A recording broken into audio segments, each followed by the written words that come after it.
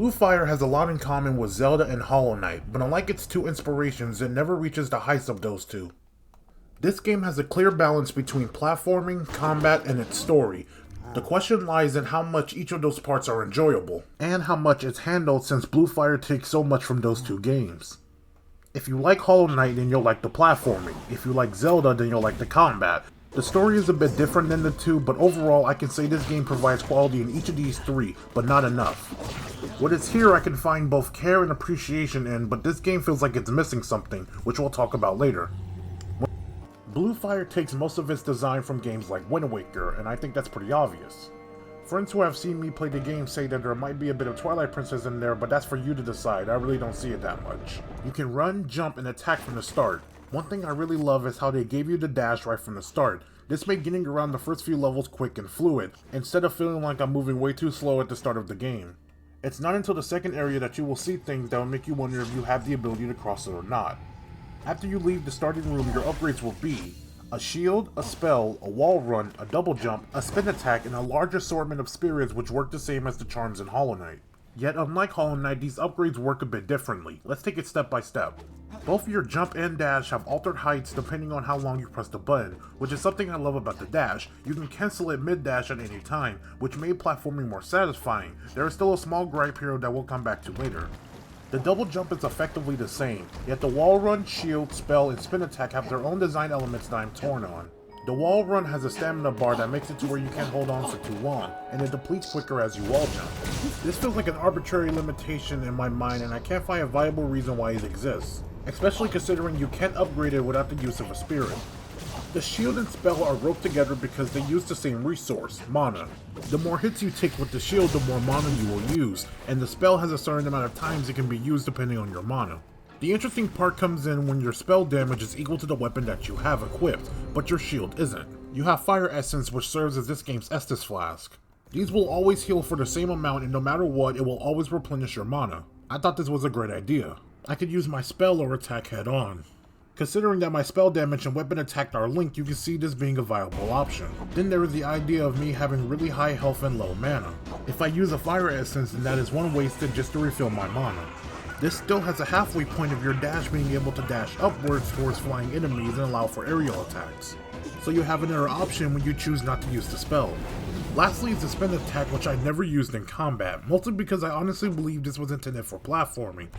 You can charge it up while moving, but I never felt compelled to do so, just like many charging attacks in games. The reason I say this works well for platforming is, well, because the game says it. They literally tell you tips on how to use it outside of combat instead of inside of combat. It's basically a triple jump. Now I want to say that this is a great combat system. On paper and even in practice it is. But there's a problem. To be brief, the enemies and bosses never require any sort of thought when it comes to dealing with them. There are three enemy types: knights, slugs, and flying enemies. Special enemies include the slime monsters that explode upon death, and a centipede demon that shoots large fireballs. These enemies all have reskinned versions of each other which follow the same laws every time. The knights have a regular swing, the slugs will charge at you, and the flying enemies have either a homing bomb attack or a ring of damage. The only unique enemies are obviously the bosses, but we'll talk about them in a second. The problem with the enemies isn't that they're simple and repetitive. The problem lies in how each area around them is structured. Each area should have had different enemies to allow for a sense of scale and challenge. Instead, it's always knights, slugs, and floating heads. Most of these areas are based on different elements, and just by their names alone you can tell what kinds of enemies could have been placed here. The Forest Shrine could have had some sort of mushroom or plant-based enemies. The Uthas Temple, which is based on a god of water, could have had some sort of aquatic type enemy. Firefall River, which is my favorite area in the game, could have had more robotic type enemies or some sort of undead factory workers or lava bugs like the centipedes. This also doesn't come close to how boring it gets to fight these enemies. Parrying feels cool, but after a while you'll be seeing the same slash from every single knight. The slugs charge at you and you can barely see them considering how small you are, and the flying enemies can always be killed in just a few hits with your spell. In fact, every enemy becomes like that. Now I'm not saying that some enemies should be immune to certain attacks, but giving them more varieties in their moves would have helped in the long run, because bosses showed both the strength and problem with this. The bosses in Blue Fire are a mixed bag of good ideas. The first two are fairly simple, while the last four feel like what this game was meant for, so we'll talk about them the most. These bosses, the three Shadow Lords and the Queen of the Castle, each have 3 phases, with the Queen having 4. Each phase triggers them gaining new abilities and new ways to fight them. The Fire-type Shadow Lord summons a giant blade that makes it to where you have to keep on your feet because the blade will continuously rotate. whereas the Green Shadow Lord will summon small storms and use the homing laser attacks to keep you moving. The Queen does the same with light bombs in her first phase that become damage rings after they explode, and light projectiles in her second phase. The idea of constantly moving around while the boss keeps some external damage coming at you is really impressive and made these big battles more engaging than I was expecting. However, there lies some issue with this, and the fact that each boss is a flying enemy, which means you'll be dashing into the air to fight them, and that they have down periods where they'll let you dish out your own attacks. The problem is how, since they are all flying, they have the same idea as the flying enemies. Summon attacks and then have a downtime, instead of attacks you react to and then counterattack in those opening. Shown even more in how they will summon a shield that makes it impossible for you to hit them. I really dislike whenever bosses are designed like this. The worst case of this is with the final boss. The Queen's shield will essentially damage you if you touch it, and if you do, you lose your opportunity to attack. But this is nothing compared to her final phase, which is the last thing I want to talk about for combat. In this phase, the ground will have lines of light that move across the battlefield while she teleports behind you and fire attacks. You don't have enough time to turn around before she maybe teleports away from you, and if she do, she will pelt you with attacks that keeps you away. If you dodge those, then you lose your chance to attack her. And then the lines on the floor become unsynchronized and make it impossible to heal when this happens. So it becomes this big endurance for us to attack her as much as possible. Her homing blast attack can get you even if you try to dodge. And since you'll fall back to the ground, you'll mostly be hit by a bunch of lines that are all together because they become unsynchronized. This is flat out unfair. If she did the light rings at a quicker pace, her teleports had a much longer activation time, you can lock onto her regardless of where she is, and the lines are always synchronized or just one set of lines, this whole problem goes away. I can't believe that they designed it like this, and I can't see it as anything else but unfair. You're probably wondering why I haven't spoken about the Ice-type Shadow Lord, because it's the simplest one. Which is strange because it's the coolest one in my opinion. She creates damage zones like the other bosses, but they don't remain for the whole duration of the fight. It's something you react to and then you counterattack on, something I wish the others did. But I think with her being in this area, it's a great way to segue into platforming, because most of the gripes I have here are in this area where you fight this boss. This is where I'll speak about the levels in the game, and about how both underwhelming and surprising some of them are. The first two starting areas are the smallest in comparison to the others. The starting one does act as the introduction to a lot of things that you'll be seeing in the game. The second area, the Arcane Tunnels, is a bit more impressive even though it is still small. This is where you'll meet the first vendor of the game who sells spirits. This area also manages to loop back into itself with giant pipes you can walk through and a massive hole you can fall down to reach the vendor. This is also the only area in the game with unique enemies, the giant slime monsters who explode upon death. After them, there are main areas which act as links to other levels, and 3 areas which you can count as dungeons. My biggest problem lies when enemies are placed in between platforming sections. This is mostly flying enemies you can defeat with your spell, but another problem comes in how platforming challenges aren't just tied to how you do it, but your health as well.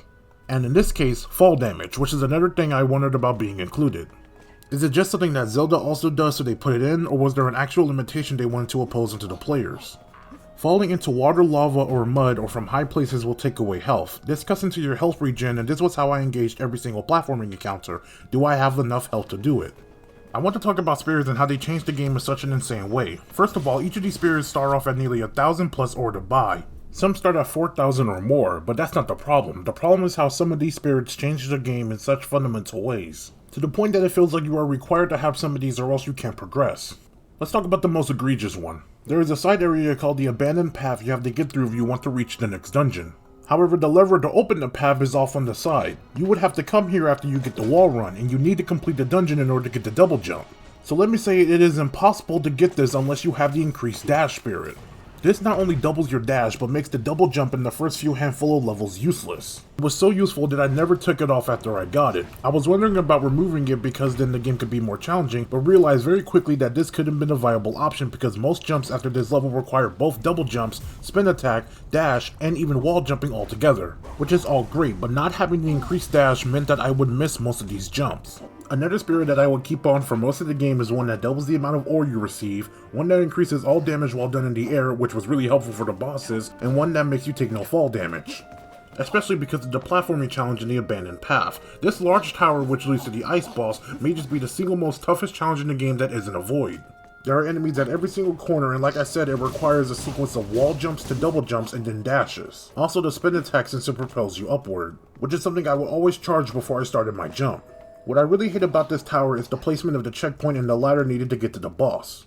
The checkpoint is at the halfway point of the tower off to the side in its own room, which means if you want to reach the boss again, you have to do the second half of the tower again. To round out platforming, we should talk about one thing that I really like about this game and its platforming: the voids. Voids act as challenge rooms or effectively shrines from Breath of the Wild. Each void has its own platforming challenge that ranks from 1 to 5 stars, and the higher ranked ones aren't just tougher, they are also the most interesting ones in the game. Out of all of them, I think the ones I didn't enjoy were the ones that had you waiting for platforms. All of the others, however, included special mechanics or obstacles that improved your airtime or wall running ability.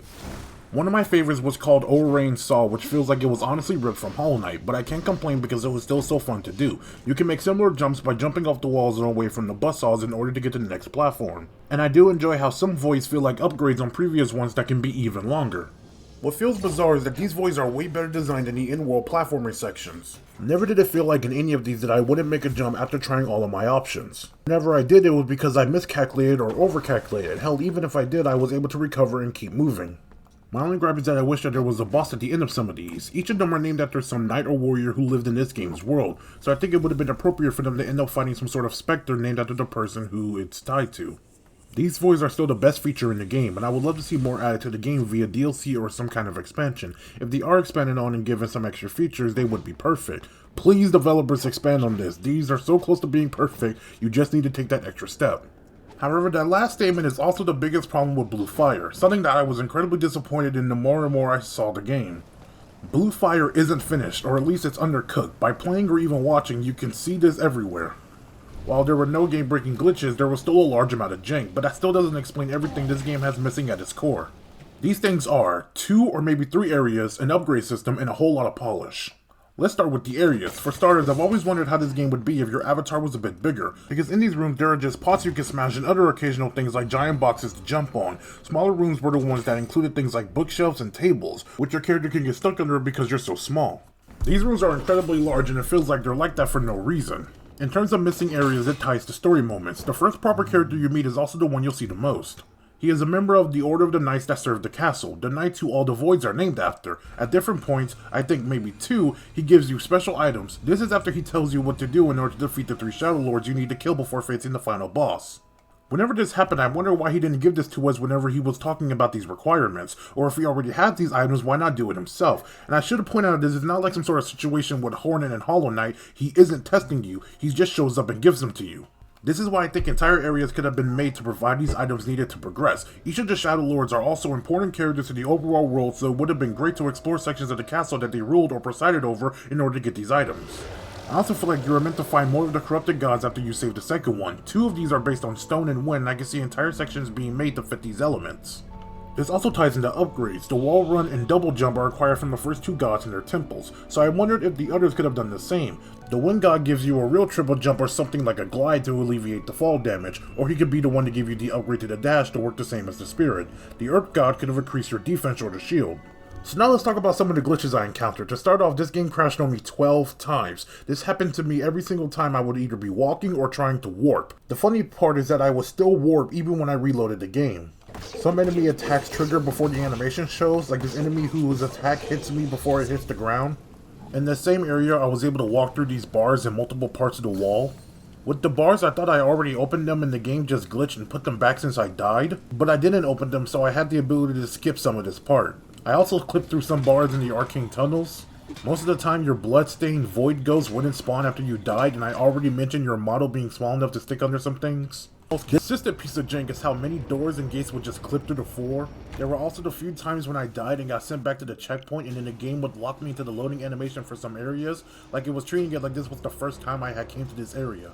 And finally, and worst of all, when you open up the warp menu at a checkpoint, if you press the down button before the menu shows up, the menu will actually open up the photo mode, but then it will layer underneath it, and you won't be able to do anything unless you reload the game. So there weren't too many glitches that outright broke the game, but most of these required me to close and restart the game, so I think it still stands. Before we wrap up, I want to briefly talk about the story. Blue Fire takes place in Penumbra Castle, the home to many gods who all gave birth to a queen that you fight at the end of the game.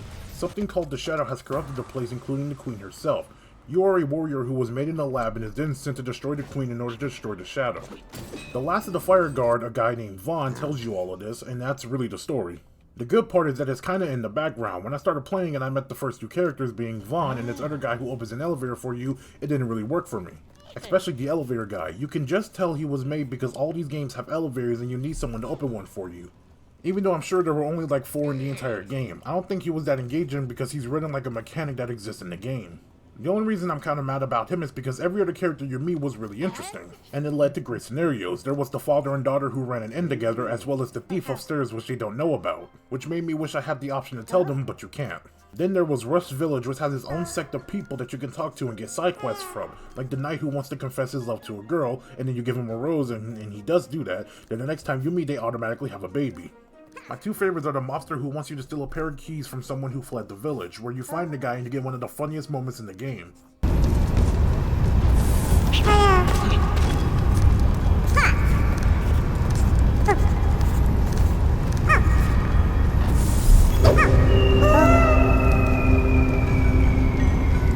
And my other being this one about a boy in Stoneheart City looking for his mother. His name is Farah and I didn't find him until late in the game.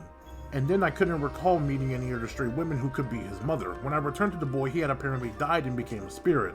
Then I remembered that there was a boy that had his same name. So I believe his mother was a knight with the same name, and maybe he died as well, but then was remaining in the world as some sort of specter. Because you find an amulet with an image of him, and I think this is a trigger point for him turning into a spirit. And did you see all of that? This is what makes me so sad about this game's unfinished nature. If a village like Rust can exist in the giant floating castle, imagine what else they could have made. Another village with its own wealth of people and side quests, maybe one hidden within the walls, maybe more vertical in scale. Blue Fire was a great experience that I hope gets expanded on, and I would love to see some extra bosses, voids, and areas to explore, or even a sequel. I griped on it a lot, but I really like this game. It's so close to being amazing, and I hope one day that it becomes that.